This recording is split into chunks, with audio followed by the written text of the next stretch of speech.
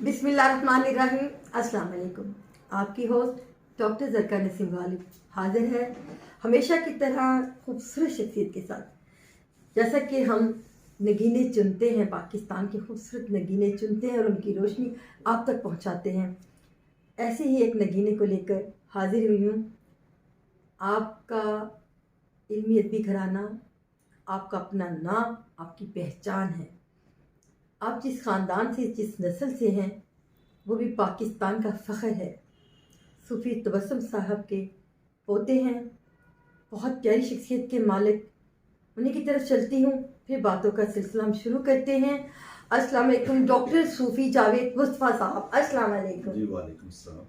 Doctor साहब कैसे हैं आप? जी बिल्कुल ठीक। आप तो माशाल्लाह अपना ये कहने के रवायत लेकर चल रहे हैं अपने ख़ानदानी, और माशाल्लाह खुद भी डायरेक्टर हैं, प्रोड्यूसर हैं। माशाल्लाह अलहमरा में आपने इतना काम किया, तो क्या मतलब कभी सोचा था कि आप इतना कुछ अकेले मैनेज कर लेंगे? बस मैनेज का ये है क्योंकि मेरे वालिद साहब थिएटर लिखते थे, सूफी निसार अहमद, अच्छा, सूफी और निसार पढ़ाते भी थे। वो जी भी जी दादा, बिल्कुल। मेरे दादा भी आपको पता हाँ प्रोफेसर बिल्कुल जी, थे। बिल्कुल। वो गवर्नमेंट कॉलेज में थे। मेरे वालिद जब उनकी वफात हुई है तो एफसी कॉलेज में थे, हेड ऑफ द डिपार्टमेंट थे पॉलिटिकल साइंस के। और लेकिन उनका शौक जो था वो रेडियो में लिखते रहे ड्रामे, फिर पीटीवी पे और पंजाबी में खास तौर पर। जी जी बिल्कुल। फिर फिल्में लिखी उन्होंने, और फिल्मों में जो है वो मुनव्वर ज़रीफ की उनकी आई थी किल किल मेरा नाम। फिर उसके साथ मुनव्वर ज़रीफ साहब की भी बहुत मैं कहता हूँ 40 के लगभग थे जब उनकी वफात हो गई। तो वालिद साहब ने फिर फिल्म छोड़ के फिर थिएटर लिखना शुरू किया। और उन दिनों तो थिएटर का काम भी अरूज पर था। नहीं, थिएटर उस वक्त इतना अरूज पे नहीं था। अच्छा। लेकिन क्योंकि उस वक्त तक अभी तक कोई ओरिजिनल प्लेस नहीं थे। ये कौन से सन की बात है? ये बात हो रही 75। अच्छा अच्छा, 75 की। 75 से भी पहले मेरे वालिद ने प्ले लिखा था आज आँखा वारिस शान। आज आँखा वारिस शान। और उसके बाद, और ये प्ले ऐसा था कि जैसे मिर्जा गालिब बंद रोड पर आया था प्ले 60s में। अच्छा। तो ये समझ लें कि लाहौर से या पंजाब से एक तरह से एक डिमांड थी कि उसी तरह से वारिस शाह का किरदार दुनिया में आए और वो अपने मौजूदा जो हालात हैं पाकिस्तान के, पंजाब के, उसके बारे में बात करें। तो उससे एक माजी, मुस्तकबिल, हाल, उसके बारे में एक कि पंजाब में क्या क्या जो कदरें हैं वो तब्दील हो गई हैं, कैसे हुआ। और अब तो खैर वो पुरानी कदरें आपको मिलेंगी नहीं, और सही बात। इवन पंजाबी ही जो है वो बहुत पीछे चली गई है। जी जी। तो उसके बारे में थी ये। लेकिन उसके बाद एक फिर मेरे वालिद साहब ने प्ले लिखा था चांद की सतह पर, जो मुझे आज ही मालूम हुआ कि आपके मामू आजम खुर्शीद साहब ने डायरेक्ट किया था।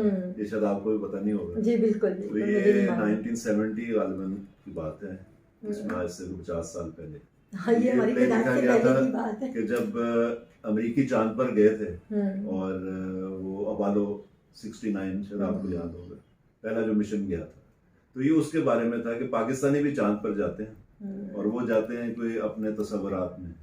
एक शख्स है, वो नशे का आदी है, तो वो नशा ऐसा खाता है, उसका नाम होता है रॉकेट। तो वो चांद पे पहुंच जाते हैं, सारे पाकिस्तानी वहां पहुंचे हुए हैं। और फिर क्या होता है, चांद पे उनकी आबादी हो जाती है, और फिर साइंसदान है जो पाकिस्तानी है वो वहाँ पे पानी और ऑक्सीजन कहीं से निकाल लेता है। और इस तरह से दिखाया हुआ कि वहाँ भी वही लड़ाई झगड़े शुरू हो जाते हैं जो पाकिस्तानियों ने यहाँ पे अपना खासा रखा हुआ, क्योंकि वही लोग तो गए हैं ऊपर। तो वो एक बहुत बड़ी तंज थी, और वो था कि हम आपस में मिलजुल के रहें, तो ये ज़मीन, ये खित्ता जो है पाकिस्तान, वही एक जन्नत बन जाए। और उसमें कोई कमी नहीं है, हमारे पास हर तरह के इलाके हैं, हर तरह की खूबसूरती है यहाँ पे, और लोग भी खूबसूरत है।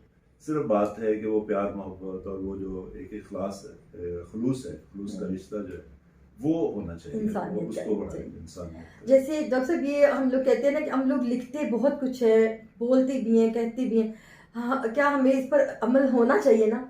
हमारा अमल ही तो कम है ना, जो हम लोग कह रहे होते हैं, लिख रहे होते हैं। हमारा अमल अगर इस पर हो जाए तो क्या ख्याल है कि फिर तो हमें कुछ कहने की जरूरत ही ना रहे। जी बिल्कुल, ऐसा है ना। और आप तो उस फील्ड से भी ताल्लुक है, क्योंकि आप तो मसीहा है, आपकी प्रैक्टिस आजकल कर रहे हैं। मैंने खाली इधर ही मैं असल में उधर जो आपने पहला सवाल किया था, मैं मुकम्मल कर लूँ कि 75 में फिर जब ये मेरे वालिद ने थिएटर लिखना शुरू किया बाकायदा, जी जी। तो उन्होंने 10-12 प्लेस ड्रामे लिखे, थिएटर प्लेस, और उससे फिर एक वो तबाजात थे, ओरिजिनल थे, उससे पहले ट्रांसलेशंस होती थी ज़्यादा। जी जी।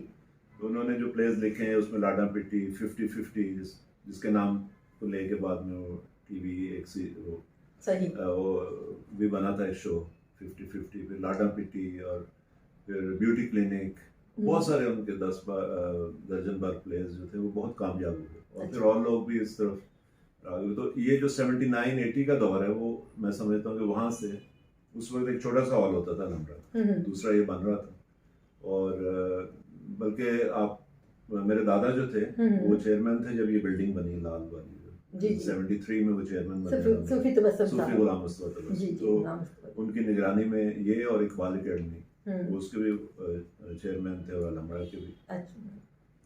तो ये उन्होंने काम बहुत किया अपने वफात 78 से पहले। लाहौर में 2 इदारे आपको, 2 बिल्डिंग्स अच्छी अपनी निगरानी में बनवा के देंगे, जो बहुत अरसे से लाहौरियों की एक ख्वाहिश थी, और आप देख लें कि उसके बाद अभी तक कोई ऐसी बिल्डिंग नहीं बनी। सही बात है, एक्सटेंशन थोड़ी। तो ये उनका काम था, उसको मैं लेके फिर थोड़ा सा आगे चला, फिर साथ में मेरा मेडिकल एडमिशन हो गया 1980, पुरानी बात है 40 साल हो गए इसमें। तो फिर मेरा कुछ ज़ाहिर मेडिकल की पढ़ाई भी बड़ी मुश्किल होती है, और साथ में थिएटर को भी मैं करता, साल में 1-2 प्लेस में प्रोड्यूस भी करता था, डायरेक्ट भी करता था। फिर असद नज़ीर साहब हमारे दोस्त भी हैं, बहुत प्यारे शायर, बहुत प्यारे एक्टर, बहुत प्यारे सिंगर, सबसे बढ़कर बहुत प्यारे इंसान भी हैं। तो अल्लामा इकबाल मेडिकल कॉलेज में मैं था, तो फिर 83 से उन्होंने हमारे साथ ज्वाइन किया, हमें डायरेक्ट भी किए प्लेस हमारे साथ, और उसको लेके फिर मैंने कमर्शियली भी प्रोड्यूस करने शुरू किए, और बहुत सारे दोस्त, सोहेल अहमद ये जो अजीज़ी हैं, 86 में ये हमारे साथ इन्होंने ज्वाइन किया, ये गुजरांवाला से आए थे, नमरा में। फिर उसके बाद उस ज़माने में आरफा सिद्दीकी, टीवी के बहुत एक्टर्स, सैरिश खान, शफी मोहम्मद और फिरदौस जमाल, वसीम, ये सारे सबा परवेज, हाँ जी, सब लोग मेरे साथ काम किया उन्होंने, और हम लोगों ने थिएटर हम करते थे, और फैमिलीज आती थी, बड़ा अच्छा थिएटर होते थे हमारे, प्लेस होते थे। उसके बाद फिर मैं इंग्लैंड चला गया, जब डॉक्टर बन गया, तो उसके बाद ट्रेनिंग के लिए जब मैं वापस आया 2001 में, तो मुझे एक टास्क मिला कि जी कामरान लाशारी साहब थे यहाँ पे उस वक्त सेक्रेटरी इंफॉर्मेशन, और गवर्नर साहब थे सफ्दर साहब जनरल, और ये शफकत महमूद जो आजकल आपके वफाकी वजीर हैं, ये भी सकाफत के वजीर थे उस वक्त। तो इन्होंने मुझे एक टास्क दिया कि जी आपने यहाँ पे साफ सुथरा डिसेंट कॉमेडी प्लेस करने हैं, और अलमरा में मैंने फिर जितना भी 1.5 साल मैंने वहाँ पे उसको लीज पे लिया, अलमरा को हम लोग प्लेस किया, और बड़े कामयाब मेरे, जैसे प्ले था आज आँखा वारिस शाह ने, इसमें मौसम गिलानी ने वारिस शाह का रोल किया था, तो ये तकरीबन 100 शो से ज़्यादा चला है एक रन में, फिर दोबारा चला, तो मतलब 150 शो ये उस साल में चला। फिर एक और प्ले था लाडा पिट्टी, वो भी इस तरह से 120 शोज उसके हुए, 120 शो, देखिए वो कामयाब भी हुए, बहुत बड़ी बात है, 120 शो होने और कामयाब भी हुए, लाडा पिट्टी जी। देखिए तो इस तरह से हम प्लेस कर रहे थे। फिर ये है कि मैं चूंकि डॉक्टर भी हूँ, मुझे उधर भी टाइम देना, और बच्चे मेरे छोटे थे, लेकिन हमें कोई और दोस्त मिले नहीं, यानी, और ये मैं नहीं जानता क्या वजह थी कि हमें कोई ऐसे जो फाइनेंसर होते हैं या वो हमारी तरफ राग़िब नहीं थे। कुछ इंतजामिया जो हमरा की थी वो भी कोई इतना ज़्यादा खुश नहीं थे हमसे, क्योंकि हम लोग जो काम करते थे वो फैमिलीज आती थी, देखती थी, लेकिन ना कोई वहाँ ब्लैक होती थी, ना कोई डांस होते थे उसमें, ना वो इसी वजह से। तो बहरहाल जैसा भी हुआ हमारा अच्छा वक्त गुजर गया, लेकिन मुझे अफसोस है कि जब उस काम को कैरी नहीं किया गया। अब वो जो अच्छा प्लेस हैं वो सिर्फ रह गए हैं इस हद तक कि आप कोई फेस्टिवल करवा लें 2-4 दिन, लेकिन जो कमर्शियल, जो टिकट के ऊपर जो रेगुलर एक काम चलता है, लेकिन सस्टेनेबल चीज वही होती है जिस पे टिकट हो, बिल्कुल, ताकि आपको अर्निंग भी हो, तो जो आप लोग मेहनत कर रहे हैं उसका समर भी तो मिले।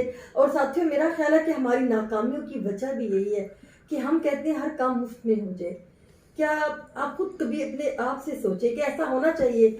अभी हम गुफ्तगू जब कर रहे थे डॉक्टर साहब, तो ये इंटरव्यू से पहले तो आप एक अपना काम बता रहे थे कि मैंने ये प्लान किया, जिससे मैंने फिर कहा कि मैं इसमें आपका साथ दूंगी, हम लोग आपके साथ जी रहेंगे। वो बिल्कुल। जरूर बताइए हमारे नाज़रीन नहीं, को। वो मैं जब अब दोबारा पाकिस्तान आया हूँ जी जी। तो 15 साल के बाद, तो मुझे एक तो खैर जो मुश्किलात होती हैं, आप बाहर से आते हैं बिल्कुल। और सारा, तो अलहमरा से मुझे कोई इतनी उम्मीद नहीं है, हम्म। लेकिन मुझे जैसे आफ्ताब इकबाल साहब ने अप्रोच किया, हम मिले एक दूसरे से, तो टेली थिएटर के लिए, लेकिन जो असल थिएटर है वो टेली थिएटर उसका मुतबादल नहीं हो सकता।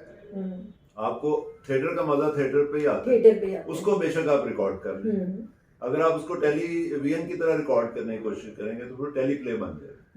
तो मेरा जो उनके साथ, हमने 2 प्ले वहाँ पे रिकॉर्ड किए, लेकिन मुझे इतना मजा आया ना उनको आया, और उन्होंने रिलीज भी नहीं अभी तक किए। तो हम लोग कोशिश कर रहे हैं कि थिएटर एक हमें मिल जाए, और स्पेशली जो नए अदाकार जो हैं, हाँ, और यंगस्टर जो है हमारी, उसको हम लेकर आए। वो इसलिए नहीं आ रहे हैं क्योंकि कोई भी वालिदैन जो है अपने बच्चों को मौजूदा जो थिएटर हो रहा है वो बहुत उधर नहीं भेजेंगे, पढ़े लिखे तो छोड़ दें, दूसरे भी नहीं कोई भी भेजेंगे। नहीं भेजेंगे। अब इस वजह से कोई सुहेल अहमद, कोई अमानुल्लाह, हाँ, मैं कहता हूँ ऐसे लोग नहीं पैदा हो रहे, फिरदौस जमाल, वसीम, मतलब असद नजीर, ये लोग, बिंदिया जैसे पुराने हमारे सबा परवेज, ये एक्टर क्यों नहीं आ रहे? महमूद असलम, देखे ना वो कराची जाके काम कर रहे हैं, बिल्कुल इस तरह ये लाहौर से गए हुए, थिएटर से गए हैं, तो थिएटर में वो एक्टर क्यों नहीं आ रहे अभी?